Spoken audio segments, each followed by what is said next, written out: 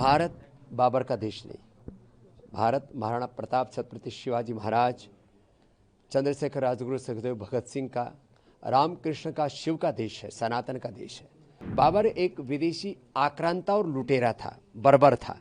इसलिए उसके नाम को महिमा मंडित करने वाले लोग, मुझे लगता है वो कहीं ना कहीं भारत के साथ गद्दारी कर रहे हैं। बाबर जो है कोई भारतीयता का प्रतीक नहीं है, बल्कि वो विदेशी आक्रांता का प्रतीक है। तो ये लड़ाई हिंदू मुस्लिम नहीं, बल्कि विदेशी आक्रांता वर्सेज भारतीयता की है। विदेशी आक्रांता के नाम पे मस्जिद का नींव रखा गया, इससे बड़ा दुर्भाग्य कुछ नहीं होगा। ये पूरे बंगाल ही नहीं बल्कि पूरे देश के लिए दुर्भाग्यपूर्ण है। मैंने सुना है कि उसका फाउंडेशन किया गया है, स्टोन रखा गया है। भारत बाबर का देश नहीं, भारत महाराणा प्रताप छत्रपति शिवाजी महाराज, चंद्रशेखर राजगुरु सुखदेव भगत सिंह का, रामकृष्ण का, शिव का देश है, सनातन का देश है। बाबर एक विदेशी आक्रांता और लुटेरा था, बर्बर था। इसलिए उसके नाम को महिमा मंडित करने वाले लोग, मुझे लगता है वो कहीं ना कहीं भारत के साथ गद्दारी कर रहे हैं, और ऐसे लोग कभी भी अपने मकसद में कामयाब नहीं होंगे। हम इस्लाम का, मुसलमान का विरोध नहीं करते, लेकिन बाबर ना तो इस्लाम को फॉलो करता था, ना मुसलमान था। वो विशुद्ध रूप से एक आक्रांता, एक बर्बर, एक क्रूर शासक था। उसको महिमा मंडित नहीं करना चाहिए। 6 दिसंबर को कैसे याद करते हैं? ये वो दिन है जिस दिन बाबरी मस्जिद को ढाया। ये 6 दिसंबर गुलामी की निशानियों को मिटाने का दिन है, और गुलामी की निशानियां चाहे कहीं पर भी है, मिटनी चाहिए। चाहे वो हमारे तीर्थ स्थलों के रूप में हो, चाहे वो किसी नाम के रूप में हो, चाहे वो हेल्थ में, चाहे एजुकेशन में। आज शिक्षा की गुलामी चल ही रही है, चिकित्सा की गुलामी भी चल रही है। तो सभी प्रकार की गुलामी की निशानी और गुलामी की मानसिकता से पाने का ये वक्त है। और मैं आश्वस्त हूँ, भारत के लोग अब जागरूक हो गए हैं। किसी विदेशी क्रूर आक्रांता को महिमा मंडित नहीं होने देंगे। बंगाल में जो भी हो रहा है यह बड़ा दुर्भाग्यपूर्ण है।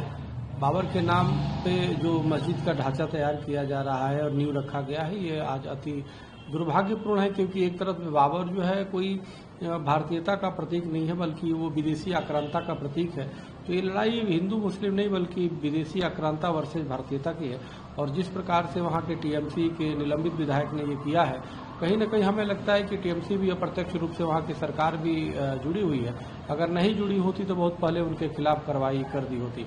एक दिन में ये मस्जिद जो बाबरी मस्जिद के नाम से नींव रखा गया है, एक दिन में नहीं है ना, बहुत पहले से है। तो वहाँ की मुख्यमंत्री माननीय जो ममता बनर्जी जी हैं, उनको पहले से पता होगा, लेकिन उन्होंने जानबूझ करके इस प्रकार के सगोफे छोड़े हैं कि उसको अलग भी कर दिया और नींव भी रखवा लिया और फिर उसको कोस रही हैं। वो सिर्फ खाने के दांत और दिखाने के अलग होते हैं हाथी के, उसी प्रकार से इन्होंने किया है।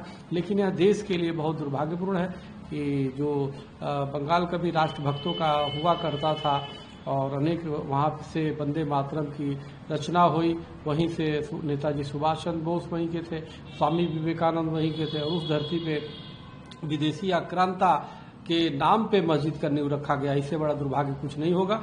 ये पूरे बंगाल ही नहीं बल्कि पूरे देश के लिए दुर्भाग्यपूर्ण है। मैं महामहिम राष्ट्रपति जी से आग्रह करता हूं, और मैंने ट्वीट भी मैं किया हूं कि वहां पे किसी भी तरीके से राष्ट्रपति शासन लागू किया जाए पश्चिम बंगाल में, क्योंकि वहां पे कहीं न कहीं सरकार और वहां पे जो कट्टरपंथी है वो चाहते हैं, उनके अंदर कानून का कोई खौफ नहीं है। वो चाहते हैं किसी भी तरीके से हिंदू मुस्लिम मान करके दंगे किया जाए, देश को गजबा हिंद बनाया जाए, इस्लामिक शरिया कानून लागू किया जाए, जो संभव नहीं है। वो संविधान को मानने वाले लोग नहीं है। इसलिए मेरा मानना है वहाँ राष्ट्रपति शासन लागू पश्चिम बंगाल में होना चाहिए।